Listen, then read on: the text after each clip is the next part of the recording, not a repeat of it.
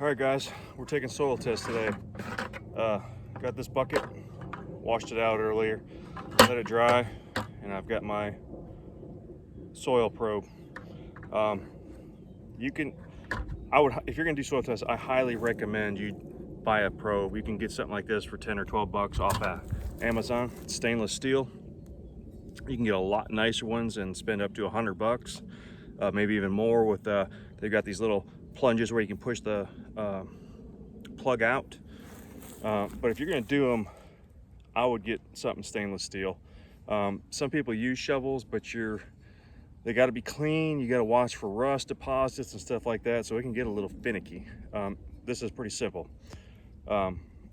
This is about from the bottom to about right in here is about 6 inches. It's 5.5, 6 inches. So I'm gonna plunge that into the ground, and I'm gonna just knock it into my bucket. I'm gonna do that about 15 to 20 times in this plot. I'm gonna put it into the bucket. I'm gonna mix it all up, and I'm gonna fill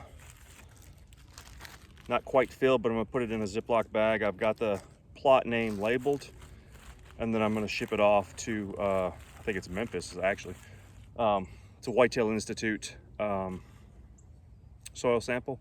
Last year I used Whitetail Hill. I think it's actually going to the same place. I'm gonna compare with last year's with this year's and see how well my amendments from last year did. I will put together a pretty good breakdown of everything I did last year in both plots, and we'll see what the comparison looks like. Excited to see it. The top plot, the one thing I am looking for is where the pH is. I put probably 3.5 gallons of Domain's elbow grease down, and that's supposed to be a chelated calcium carbonate. So it's supposed to actually get into the soil and stay in the soil and work for a while. So I'm real curious to see it. The top plot up here, the pH was already perfect. It was a 6.5. I added some calcium down the one side just because it was kind of weak over there, just by a visual. You could see moss and stuff like that, so I wanted to add some calcium there.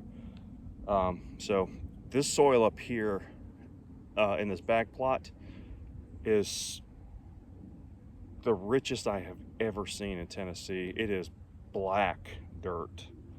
The problem is it's only about 9 to 12 inches in spots, and as little as 2 and 3 inches in spots, because there's a big rock shelf right underneath this.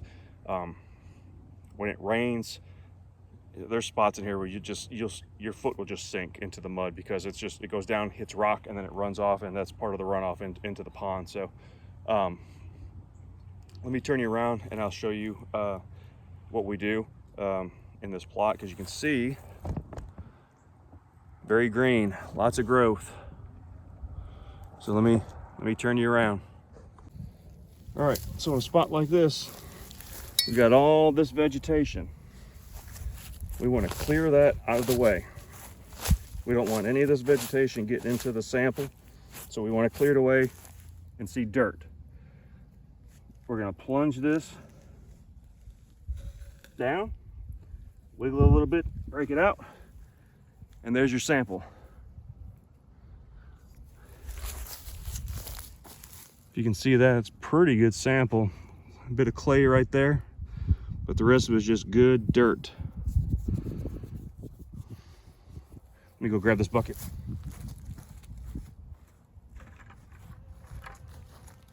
We're gonna knock it into the bucket,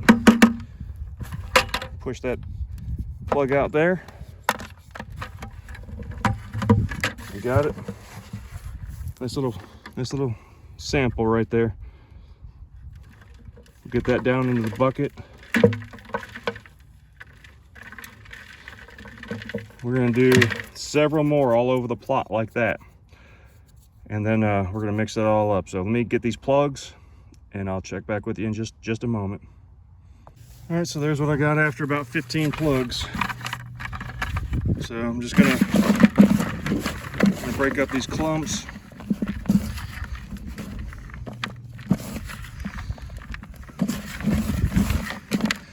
Make sure there's no rocks and big organic matter or anything like that that could skew the test. I basically just did this one, what I would call the good half of the plot, because the side that is actually very shallow as far as rock underground is super black, and I don't want that in here skewing it. And I've kind of got to where I'm doing a whole nother mission with that part of the plot, so I'm just going to keep it over here. So that's what I got right there. And of course all that is not going to be used. I'm going to grab my bag for this plot. I see some stuff I need to get out of here. Get that out. So I'm going to take that, start filling this up. And if you've ever seen soil tests done, you'll see all they use is like a teaspoon. They always ask for at least a coffee cup size or bag. So I'm gonna, I'm gonna give them more than what they need. Some stuff right there I don't want going in. Organic matter there. I'm gonna throw that quad out. That right there should be more than enough. So this is a sandwich bag Ziploc. So I'm gonna cut it off right there. I'll seal that one up. And I'm actually gonna take this back and I'll probably dry this out. I'm gonna leave this open and dry it out. That way, maybe lessen some weight for the shipping. And the rest of this dirt is just gonna go right back into the plot. So it's pretty simple. Just gotta order your stuff or your kits and whatnot to get your soil samples basically paid for, and then you'll ship in the I did a print off version, so I printed my stuff off, saved the copy the receipt and all that good stuff, and I'll ship this in, and I'll probably ship it tomorrow or the next day, and should have results back pretty quickly. So I'm gonna go ahead and dump this. I am going to get up to the front plot and get that sample taken care of, and we'll be good. I'll be sharing those results as soon as I can.